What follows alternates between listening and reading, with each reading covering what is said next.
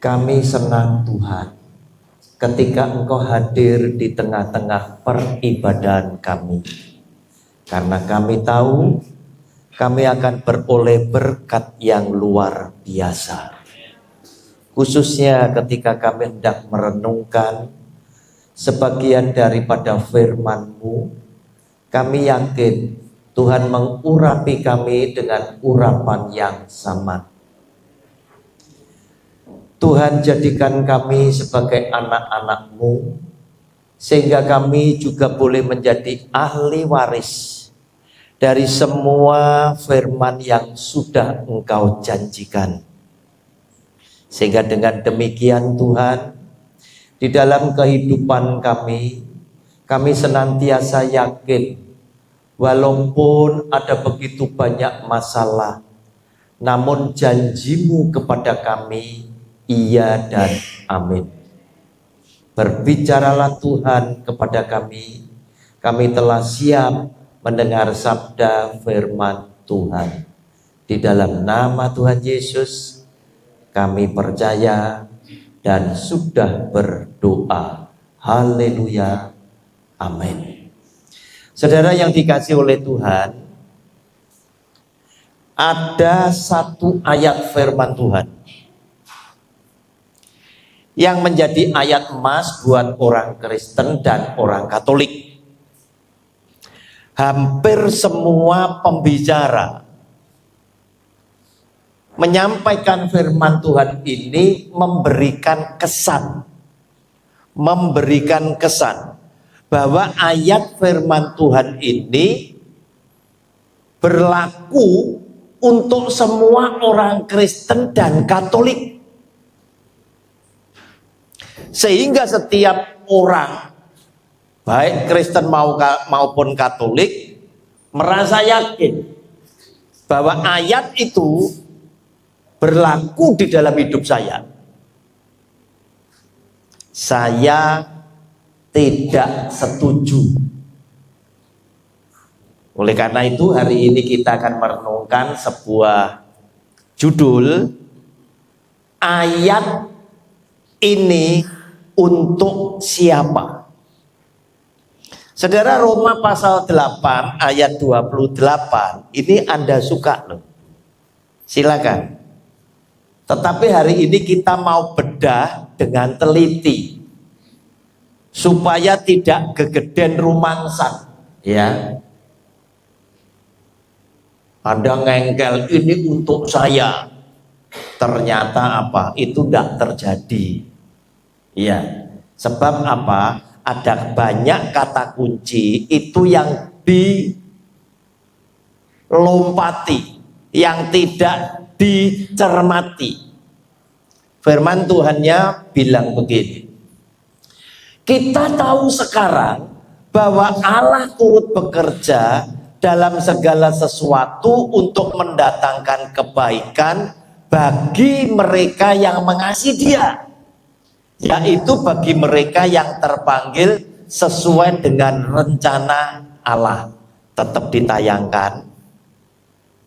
Saudara,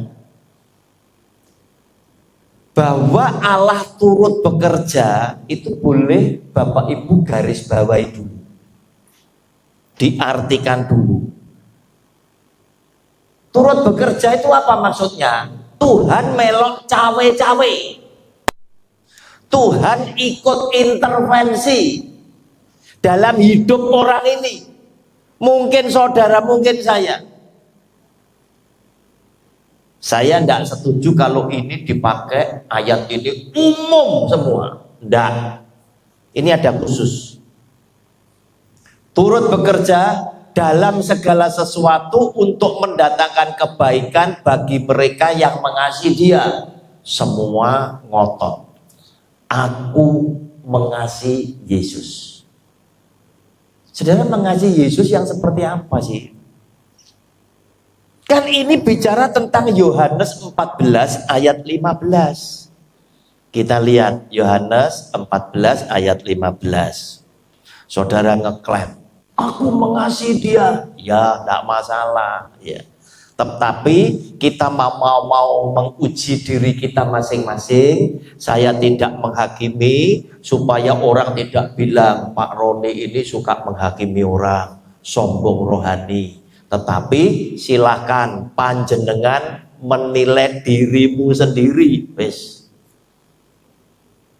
Kita ngeklaim saya mengasihi dia, saya mengasihi Yesus, syaratnya ada. Yang ngomong siapa? Yang bersabda Yesus sendiri. Jikalau kamu mengasihi aku, kamu akan menuruti segala perintahku. Wes, kalau Anda ini berarti Anda masuk sini.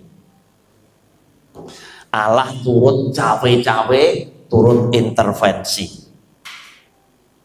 Namun apa yang dikatakan di dalam Roma 8:28 tadi, coba kita simak lagi. Kita tahu sekarang bahwa Allah turut bekerja dalam segala sesuatu untuk mendatangkan kebaikan bagi mereka yang mengasihi Dia, yaitu bagi mereka yang terpanggil. Saudara, apakah Anda sudah mengkoreksi panggilanmu itu apa? Anda panggilannya apa? Sudah dikoreksi belum? Supaya Anda bisa menjalankan seperti yang Dia mau. Wong kita kadang dengan tugas milih-milih. Betul? Nah, padahal Tuhan mungkin ngasih tugas tertentu, justru yang tertentu tadi kita tolak. Kita milih yang kita senang. Kita milih yang kita ringan. Padahal Tuhan tidak ngasih yang itu. Walaupun yang itu yang Anda lakukan, itu juga tugas pekerjaan Allah. Sesuai dengan Bapak Ibu apa tadi? Rencana Allah.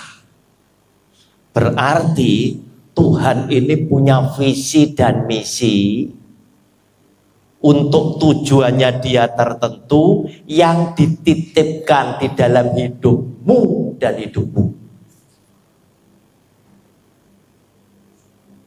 Saudara, kita baca sekarang, judul bacaannya apa? Nanti Anda baca mulai ayat 18 ya sampai dengan 30. Pengharapan anak-anak Allah. Pengharapan yang seperti apa toh? Kita intip aja satu ayat yang ke-18. Jangan cuma kalimatnya dok kemudian menghibur Anda, tapi itu sebetulnya bukan firman untuk sampean. Kadung seneng.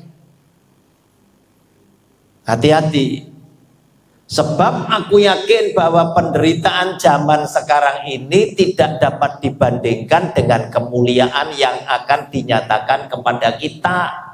Rasul Paulus ini sedang memberikan penghiburan kepada saudara dan saya.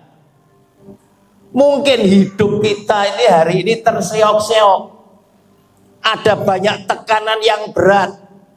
Tetapi Dia memberikan kekuatan penghiburan. Tekanan ini tidak sebanding dengan nanti kemuliaan yang Tuhan akan berikan di dalam hidupmu dan hidupku. Bertahan. Dia sedang memberikan kekuatan. Dia sedang memberikan semangat. Nah saudara, ini adalah harapan yang diberikan kepada setiap anak-anak Allah. Lah celakanya setiap orang Kristen dan Katolik itu ngaku, aku anak-anak Allah. Ya ndak nyalah wis. Tetapi sekali lagi, apakah panjenengan ini tadi punya kriteria bisa disebut sebagai anak-anak Allah? Ayo kita buka di Alkitab yang bicara tentang anak-anak Allah. Itu ada ciri-cirinya. Anak-anak Allah itu seperti apa? Yang pertama, Roma 8, 14 sampai 17. Semua orang yang dipimpin Roh Allah adalah anak Allah. Wah, kalau dipimpin oleh Roh Allah adalah anak Allah, lah banyak orang Kristen Katolik suka gegeran dengan sesama itu sing mimpin sopo, begitu. Ya, sering gegeran, sering rasan-rasan. Sing mimpin siapa? Kok Roh Allah ya seneng rasan-rasan, kan begitu. Lanjut. Sebab kamu tidak menerima roh perbudakan yang membuat kamu menjadi takut lagi. Tetapi kamu telah menerima roh yang menjadikan kamu anak Allah. Oleh roh itu, yaitu Roh Kudus. Oleh roh itu kita berseru, ya Aba, ya Bapa. Kita langsung diangkat sebagai anak Allah karena apa? Kita panggil dia ya Aba, ya Bapa. Oleh karena roh Allah yang tinggal di dalam hidup kita. Lanjut. Roh itu bersaksi bersama-sama dengan roh kita. Saudara, manusia terdiri dari tubuh, jiwa, dan roh. Roh kita ini adalah roh yang membuat manusia, yang membuat Anda dan saya hidup.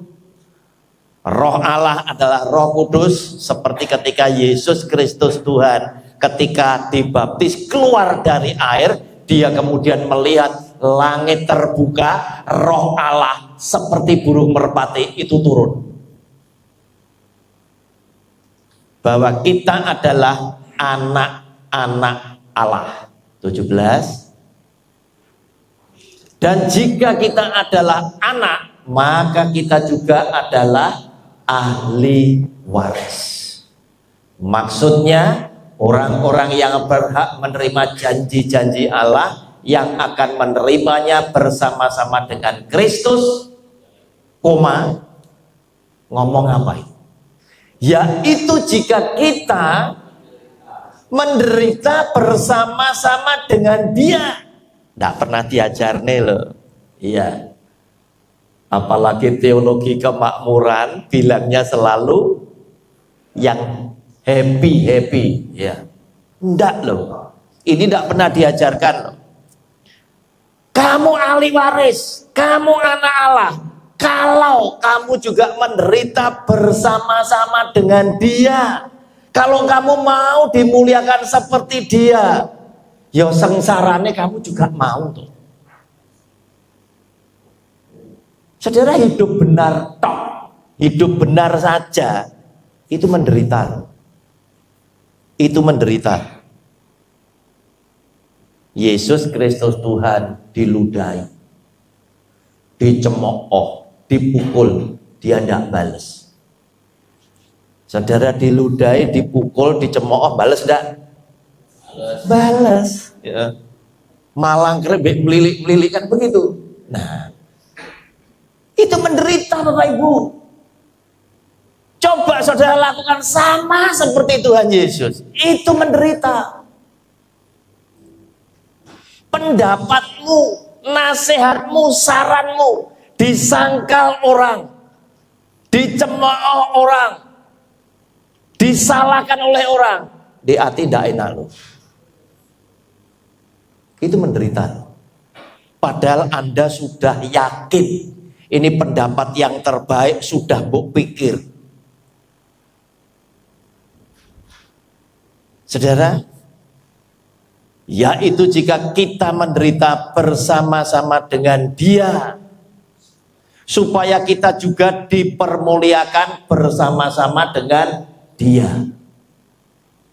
Nah, banyak pengajar yang ngajarkan separuh, yang enak-enak saja, yang tidak enak, yang bicara penderitaan tidak pernah diajarkan. Kamu akan ditinggikan menjadi kepala dan bukan ekor. Seweneng gitu. Jadi komandan terus gitu. Ya gak pernah pensiun gitu ya. Itu luar biasa ya. Nah, saudara yang dikasih oleh Tuhan, firman Tuhan seimbang. Kalau kamu ingin dipermuliakan seperti Tuhan Yesus, bersama-sama dengan Tuhan Yesus, ya penderitaannya kita ini juga mau menjalani. Bahkan Alkitab bilang, jika kamu benar oleh karena Dia, kemudian kamu menderita, ini anugerah, kesempatan kamu bisa merasakan penderitaan bersama Kristus. Saudara yang dikasihi oleh Tuhan, kemudian anak-anak Allah yang lain, Galatia 3:26. Sebab kamu semua adalah anak-anak Allah karena iman di dalam Yesus Kristus. Iman yang seperti apa? Bukan iman hanya karena ucapan di bibir. Iman yang betul-betul ada di dalam hati kita. Karena apa? Firman-Nya tadi, Yohanes 14 ayat 15, saya lakukan. Orang beriman itu melakukan perintah Kristus. Orang beriman kepada Tuhan Yesus itu mencontoh, meneladani ucapan dan perilaku Kristus Yesus. Orang beriman itu percaya bahwa Allah adalah Tuhan yang berdaulat penuh. Yesus Tuhan di Taman Getsemani berdoa. Bukan tidak boleh minta, boleh. Jikalau mungkin cawan ini berlalu daripadaku. Dia minta, tetapi diakhiri dengan apa? Penyerahan diri kepada Allah. Tetapi jangan kehendakku yang terjadi, melainkan kehendakmu yang terjadi. Saudara, beberapa tahun yang lalu kita palak mendengar apa? Iman yang model seperti ini adalah iman yang lemah, tidak yakin. Kamu sudah dikasih kuasa kok, sehingga mulai menjadi orang yang sedikit agak kurang ajar. Ngomong, aku klaim janjimu Tuhan. Ini yang diajarkan. Ini iman yang hebat katanya. Tidak seperti itu. Kalau kamu beriman kepada Yesus, kamu akan mencontoh, meniru, meneladani semua perilaku hidup Yesus. Saudara, Galatia 4 ayat 6 dan 7. Dan karena kamu adalah anak, maka Allah telah menyuruh roh anaknya ke dalam hati kita yang berseru, ya Aba, ya Bapa. Sama seperti yang tadi 7. Jadi kamu bukan lagi hamba, melainkan anak. Jikalau kamu anak, maka kamu juga adalah ahli-ahli waris oleh Allah. Saudara, hamba sama anak ora podo. Saya lebih suka ngaku saya ini anak Allah. Tuh bedanya apa Pak Roni dengan hamba Allah, hamba Tuhan? Ora podo. Hamba Tuhan terima amplop, saya enggak, kayak bapakku. Betul Bapak Ibu. Kita bapakku. Iya. Lelek hamba memang nyambut gawe bapakku ya wajar saya dibayari. Tetapi anak Allah harus ada nilai plus. Saya berusaha ngasih teladan hamba Tuhan. Teko nang pekerjaan bapakku, ojo sampai telat. Iya, betul ya Pak ya. Sering kali ya Pak, disi-disian sampai saya buka gereja. Nah saudara yang dikasih oleh Tuhan, kemudian 1 Yohanes 3 ayat 10. 1 Yohanes 3 ayat 10. Inilah tandanya anak-anak Allah dan anak-anak iblis. Setiap orang yang tidak berbuat kebenaran tidak berasal dari Allah. Berarti anak Allah selalu apa? Hidup dalam kebenaran. Demikian juga barang siapa yang tidak mengasihi saudaranya, itu bukan anak Allah. Kalau dia tidak ngasih saudaranya, dia anak iblis. Nah, kok masih banyak Kristen Katolik satu berselisih dengan saudara sekandung gara-gara warisan. Ayo. Ini pasti bukan kebenaran. Nah, saudara, kebenaran itu yang seperti apa loh? Kebenaran itu Yohanes 17 ayat 17. Saudara lihat itu, Yohanes 17 ayat 17, kebenaran. Kuduskanlah mereka dalam kebenaran. Firman-Mu adalah kebenaran. Firman Tuhan itu kebenaran. Berarti kalau saudara ingin hidup dalam kebenaran, balik nang firman Tuhan, beres kabeh. Beres kabeh. Nah, saudara yang dikasih oleh Tuhan, sekarang kita balik ke Roma 8:28 tadi, di mana dikatakan bahwa Allah turut bekerja. Allah turut bekerja itu intervensi. Allah itu melok cawe-cawe. Kepada siapa? Kepada orang yang terpanggil sesuai dengan rencana Allah dan mengasihi Dia. Sehingga dengan cawe-cawenya Tuhan, intervensinya Tuhan, orang ini menjadi luar biasa dan kita tahu rencana Allah tidak pernah gagal. Abraham, saudara, ini saya ngangkat tokoh Abraham supaya Anda bisa banding nih, ayat ini untuk tokoh-tokoh itu atau untuk saya. Saudara dan saya boleh masih bisa dapat ayat ini, ya, tetapi kita mungkin dengan rencana yang jauh lebih kecil. Tuhan punya rencana atas hidup saudara dan saya untuk lingkungan yang lebih kecil. Oleh karena itu ketahui panggilanmu itu apa. Abraham masuk ke Mesir, ngomong sama Sarah.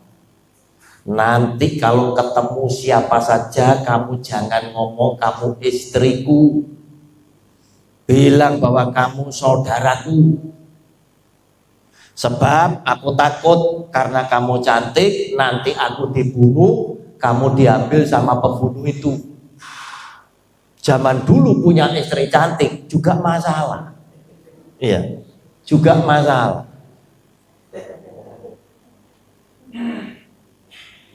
Istri jelek juga punya masalah. Mangane podo iki tambah rewel. Wah, tambah masalah. Iya. Mangane yo podo gitu, elek sisan rewel. Masalah, ya, masalah. Nah, saudara yang dikasih oleh Tuhan, Abraham masuk ke Mesir, para punggawa itu lapor sama Firaun bahwa ada pendatang cantik sekali, macam-macam, disuruh mampir. Seperti kesepakatan, Abraham ngomong, iya ini saudaraku. Ya, tidak salah Firaun ya. Ya sudah, tak ambil istri. Mulai hari ini aku manggil kamu Kode. Wah, enak sudah ya. Wah, jadi kode ini rojo. Saudara, namun apa yang terjadi? Tuhan tidak suka. Firaun dan seisi istana dikasih tulah, dihukum oleh Tuhan. Sehingga Firaun ini jadi bingung. Loh Tuhan, salahku apa ya? Ini kan ngomongin DE. Wong dia ngomong ini saudara. Ternyata Abraham sama Sarah itu bapaknya sama, ibunya ndak sama, tunggal pak sejembok. Zaman dulu pernikahan model gini masih berlangsung karena apa? Jumlah penduduknya masih sedikit. Ya, ini sama bapaknya, ibunya ndak sama. Keluar cantik, berarti kita kurang lebih bisa mereka-reka. Salah-salah Abraham yo ganteng iki mesti ya ta. Bapaknya podo ya kan gitu ya. Nah, saudara yang dikasih oleh Tuhan, akhirnya apa? Karena intervensinya Tuhan, Tuhan pakai ayat pokoknya balik no. Ini istrinya Nabi, supaya apa? Kamu dan seisi istanamu tak sembuhkan.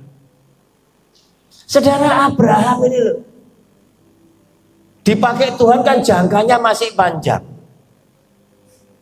Tidak jamin orang yang dipakai oleh Tuhan hidup selalu benar, tidak jamin. Saudara berusaha hidup benar saja, masalah itu datang. Apalagi kalau saudara hidup ngiringanan, kulak perkara. Ya, saudara ngiringanan, kulak perkara. Ini Abraham masuk lagi ke Gerar, ke Filistin. Ketemu rajanya Abimelek. Ngomongnya pancet loh. Sudah pengalaman sekali. Istrinya mau diambil Firaun, tapi diselamatkan Tuhan. Diulang, dibaleni lagi. Ngomong sama Abimelek, iki saudaraku. Ya ndak salah Abimelek tuh. Diambil lagi, ya wis. Mulai sekarang tak ambil, aku manggil kamu Koko. Wes, Abimelek roto iso Mandarin ini. Diambil sama Abimelek. Tuhan ngasih mimpi sama Abimelek. Ojo mbok udik. Kalau kamu ndak kepengen mati kabeh. Kaget Abimelek. Loh Tuhan, aku dengan tulus mengambil orang ini sebagai istriku karena menurut pengakuannya Koko iki omong iki dulure. Gitu. Ini saudaranya. Salahku di mana? Saudara, lagi-lagi Tuhan ngomong, wes pokoknya kembalikan supaya Abraham berdoa untuk kamu sehingga kamu dan seisi istanamu tak selamat deh. Kalau enggak pasti kon mati. Saudara lihat, Tuhan intervensi kepada siapa? Kepada orang yang dipanggil sesuai dengan rencananya dia dan mengasihi Allah. Nah, kira-kira ini kita masuk enggak? Kita masuk enggak? Wabeh orang-orang ada banyak kepengene sugih, lebar sugih, terus apa? Menikmati hidup, ya dah? Caranya gimana? Dolan ambek kuliner. Biasanya seperti itu loh. Wah, kumpul koncone numpak kereta api ya, yang Jogja di kono juajan melaku juajan ya, terus balik mulih maneh sesuk kumpul meneh melaku numpak apa maneh pesawat jajan. Itu tadi ngomongnya nikmati hidup. Saudara, Anda yang mana? Terpanggil untuk apa? Terpanggil untuk apa? Wong Tuhan itu ngomong, "Lenduk, awakmu tak dadekne wong sugih." Itu duduk supaya sampai nih so dolan ngeluyur terus batuk apa ae mbok sing kudu senengi. Dudu iku. Awakmu tak dadekne sugih supaya apa? Wong melarat sing duwe masalah teko nggonmu mulih iku mereka bersyukur ambek Tuhan karena ditolong Tuhan lewat awakmu, kan begitu. Lah kok delik kan begitu. Awakmu tak kei pinter karena akan tak kirimi wong goblok supaya datang ke kamu mulih rodok pinter, begitu loh. Nah saudara yang dikasih oleh Tuhan, sesuai dengan tugas kita terpanggil oleh apa? Oleh Tuhan sesuai dengan rencana Dia. Sehingga kita tahu sebetulnya Tuhan itu kan ngomong, Tuhan Yesus, kalau kamu mau ngikut aku, sangkal diri, pikul salib, ikutlah aku. Ikut aku ini paling abot, ngikuti teladan Tuhan Yesus hidupnya. Pikul salib setiap hari. Salib itu sebetulnya apa? Salib itu sesungguhnya adalah berkat dari Tuhan, nilai plus, nilai lebih, nilai positif Anda dan saya. Sesuai dengan panggilan Tuhan. Yang nanti Anda harus lakukan setiap hari dengan enak, ringan, dan nyaman. Saudara pernah baca ayat-ayat, kuk yang aku pasang enak dan ringan. Loh, kok iso enak dan ringan? Kenapa? Karena itu karunia Allah. Orang lain sulit, saudara enggak. Saudara dengan ringan Anda bisa lakukan. Kenapa? Karena Tuhan mampukan kamu di bidang ini.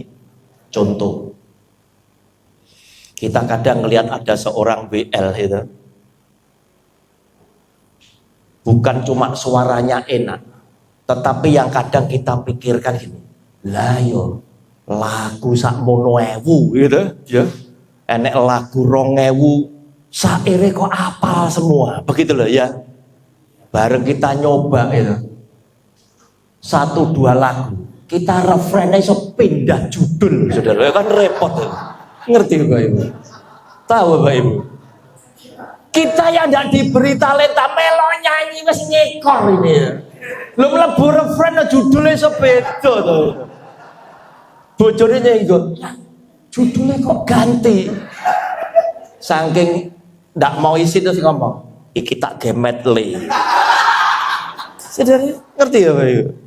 Tapi orang yang pinter dikarunia oleh Tuhan, berapapun judul lagu tanpa teks, dia itu apa? Lagu baru, syair baru, dilu nyantol, saudara. Kita ndak, syair baru, motone munggah di dukur plafon ketip opo lali. Oleh karena itu dia bilang, kuk yang aku pasang enak dan ringan. Karena apa? Di bidang itulah kamu diberi kelebihan oleh Allah dibandingkan yang lain. Sehingga orang lain geleng-geleng dengan apa yang kamu lakukan. Kamu dengan sukacita, dengan rela, dengan ringan, kamu dimampukan melakukan untuk kemuliaan Allah. Saudara yang dikasihi oleh Tuhan, apakah untuk mendatangkan kebaikan bagi mereka yang mengasihi itu selalu bicara hidup saudara itu happy ending? Enggak. Nah saudara, hati-hati, kita mesti kaitkan dengan ayat-ayat yang lain. Tadi ada yang bilang, jika kita ikut menderita bersama Yesus, berarti mendatangkan kebaikan ini bukan harus hidup anak-anak Allah yang mengasihi dia itu happy ending. Loro mesti waras, punya utang mesti lunas, usaha mesti berhasil jadi sugih. Ndak selalu. Ndak selalu. Dulu pertama kali saya melayani Tuhan, saya kan ya boleh tuh kepengen ngelihat mukjizat Tuhan. Orang sakit tak doakan sembuh. Di awal saya melayani, wong 10 tak doane mati kabeh. Malah koyo disuruh. Wah, aku sampai ngeluh ya. Tuhan, mosok delok ngene ora oleh. Tapi pelan-pelan saya minta sama Tuhan, akhirnya ada begitu banyak mukjizat yang terjadi beruntun yang membuat saya itu heran. Wih, kok bisa ya? Anak kecil keluar, sudah dikeluarkan dari rumah sakit, ginjalnya bocor, dokternya sudah angkat tangan, perutnya besar, keras gitu, sampai-sampai pusernya itu seperti keluar gitu loh. Kalau ini bededeng gitu, kayak keluar, kayak ada pentilnya gitu. Nah, minta didoakan. Pagi saya doakan, sore saya khotbah ngelewati rumahnya anak itu tadi, istri saya bilang, yang ngesakne bocah sing doakan. Tuh kok no dolanan baterai-baterainan itu. Saya mampir toko mainan, tak belikan helikopter ya, agak gede pakai baterai. Pikir saya, kalau toh ora waras gitu, minimal ada penghiburan enek dolanane gitu loh ya. Nah, tak bawakan itu. Saya mampir sebelum khotbah, saya mampir. Saya ketok, Bu, mana si Wahyu? Oh sebentar Pak Roni, tak ambil. Ini Bu, tak bawa deh dolanan biar seneng. Oh ya terima kasih. Diambil anaknya dari kamar. Diuncalnya saya. Ini loh Pak, Wahyu Pak, sudah sembuh. Kaget saya. Waduh. Lu kok bisa sembuh? Bapak berdoa amin pulang. Nguyuh sakeh-sakeh. Wetenge kempes Pak. Sembuh sampai sekarang. Macam-macam Bapak Ibu. Saya mulai lega. Terus saya ngomong istri saya, yang saya ini gak mati kabeh, waras yang bener.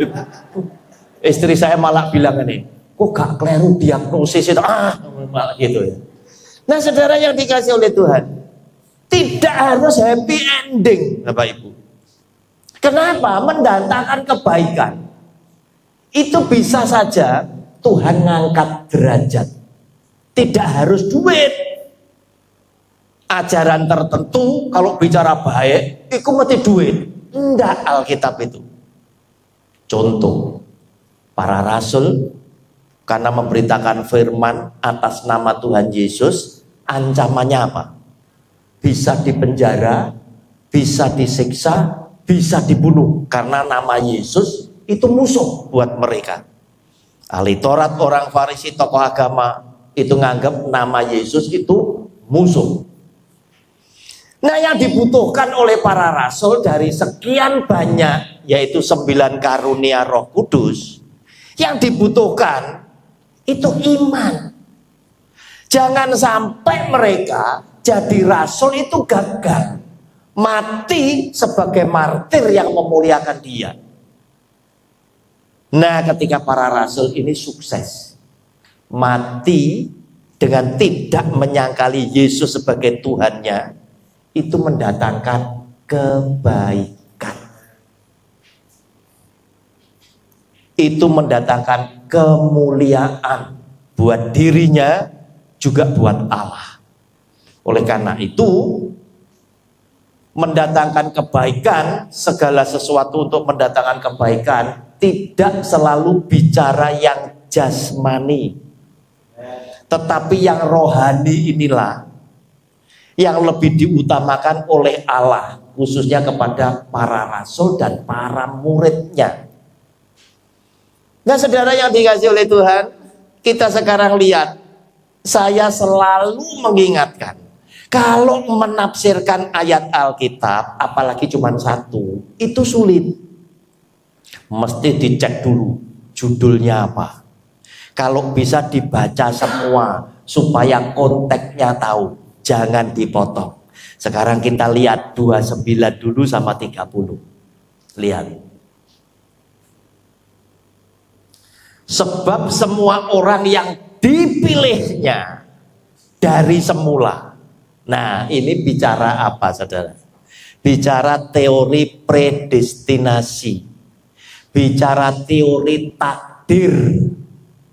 Wes dipilih sejak semula. Wes ditetapkan, ya sudah ditakdirkan, tapi sing dipilih tidak pernah tahu cerita hidupnya seperti apa.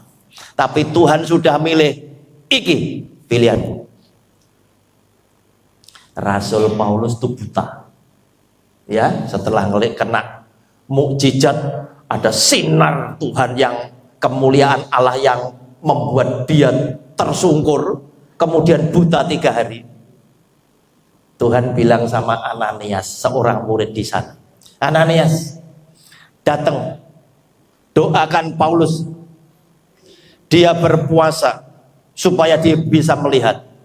Ananias ngomong, Tuhan, orang ini kabarnya jahat loh Tuhan. Pengikutmu itu ditangkap, dianiaya, ngapain pakai ini?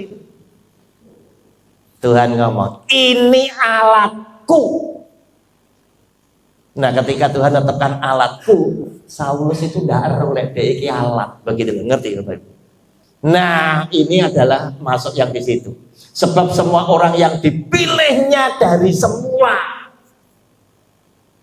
sudah dipilih dari semula, mereka juga ditentukannya dari semula. Untuk apa? Menjadi serupa dengan gambaran anaknya, supaya ia anaknya itu menjadi yang sulung di antara banyak saudara. Saudara, kita dipilih, itu dibuat oleh Dia, diangkat oleh Dia derajatnya. Kita dijadikan setara, selevel dengan Yesus Kristus Tuhan tentang kebenaran dan kekudusan kita, supaya Dia itu ndak ngerasa rugi ngangkat kita, karena kita itu juga benar dan kudus. Ada bintang film cantik, tinggi, cantik, seksi, ya, putune cucunya orang kaya, lahir ceprot iki wis sugih. Beda dengan bayi Indonesia, lahir ceprot nanggung utangnya MBG, modal. Bayi Indonesia wis morat marit, lahir ceprot nanggung utangnya MBG ambek Kopdes. Ya ini Indonesia.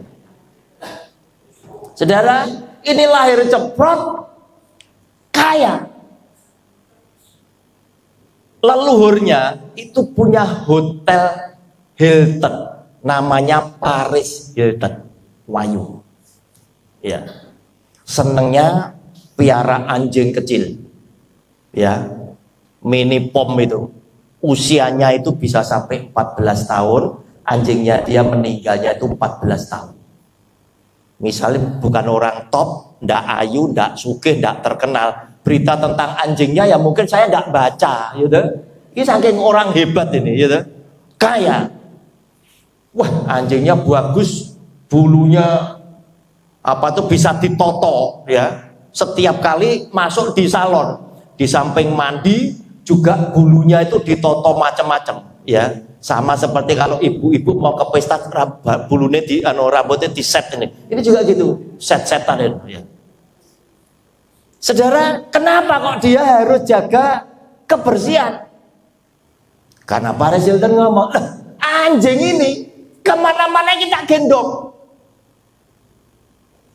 Tidur itu munggah ngene ranjangku.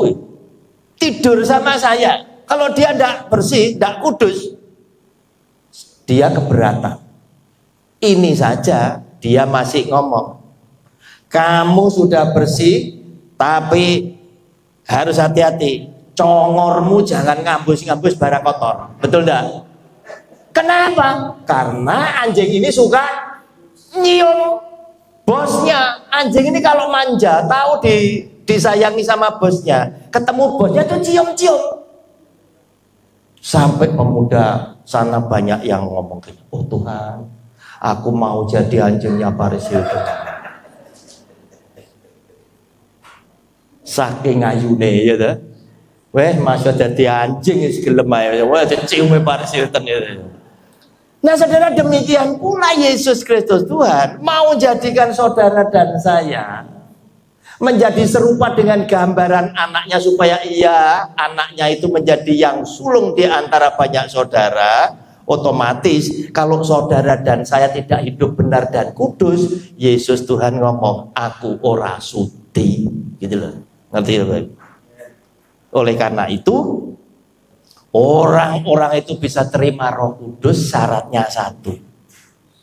Kamu harus kudus, sebab ada tertulis, aku kudus.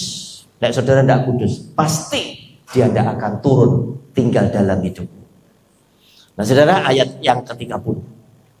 Lihat. Dan mereka yang ditentukannya dari semula, mereka itu juga dipanggilnya. Saudara, perhatikan kata dipanggilnya, dibenarkan, dimuliakan. Berarti apa? Tuhan ini sing punya prakarsa, Tuhan yang lebih aktif, Tuhan yang punya niat, Tuhan yang punya mau atas orang tertentu. Dan mereka yang ditentukannya dari semula, mereka itu juga dipanggilnya. Saudara, intervensi Tuhan itu luar biasa. Yesus yang adalah anak Allah pun Tuhan intervensi. Ketika Herodes punya niat mau bunuh bayi, ya, tujuannya mencari bayi Yesus tuh. Usia 2 tahun mau dibunuh semua laki-laki.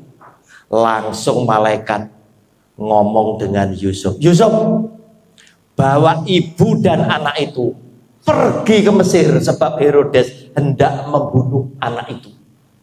Tuhan intervensi. Kamu tinggal di Mesir, tunggu komandoku. Sebab Herodes hendak membunuh anak itu. Tunggu komando gimana? Tunggu kalau Herodes mati. Wih, jangkane kan wadon. Dalam cerita itu kita sudah lihat Yusuf sama Maria, pasangan yang muda. Betul? Kerjaannya durung jelas, Bapak Ibu. Mungkin deposito yo ora duwe. Tuhan intervensi, kirim orang Majus datang nyembah kepada bayi Yesus, bawa persembahan apa? Mur, menyan, sama emas. 2,71 gram sekarang. 2.700.000 per gram. Didol ambek Yusuf, guys, sangu pergi ke luar negeri Mesir. Nah, ini intervensi. Nah, saudara yang dikasih oleh Tuhan, sekarang saudara boleh nguji diri sendiri. Dalam setiap perjalanan hidupku, Tuhan ini intervensi enggak? Sehingga mendatangkan kebaikan untuk aku. Untuk nyocoknya dengan tugas panggilan ini tadi. Untuk nyocoknya dengan penyertaan Allah ini tadi. Kalau dia intervensi, berarti dia nyertai aku. Kalau dia intervensi, berarti dia panggil aku. Kalau dia intervensi, berarti langkahku ini tadi wis bener, sesuai dengan rencana Allah. Oleh karena itu, orang yang dipanggil oleh Tuhan sesuai dengan rencana Allah itu akan mengalami progres, kenaikan iman hidup itu yang semakin naik. Kamu bukan lagi ekor, kamu diangkat jadi kepala dan bukan ekor. Itu ini ditentukannya dari semula. Mereka itu juga dipanggilnya, dan mereka yang dipanggilnya juga apa? Dibenarkannya. Bukan bisa benar sendiri, kata di itu tadi. Goro-goro Tuhan sing bener nih. Bukan kita iso bener, bukan. Tetapi anugerah Allah kita dibenarkan. Dan mereka yang dibenarkannya, mereka juga apa? Dimuliakannya. Bukan kita iso mulia dewe, kita itu dimuliakan oleh dia. Kenapa? Karena dia yang menyertai kita.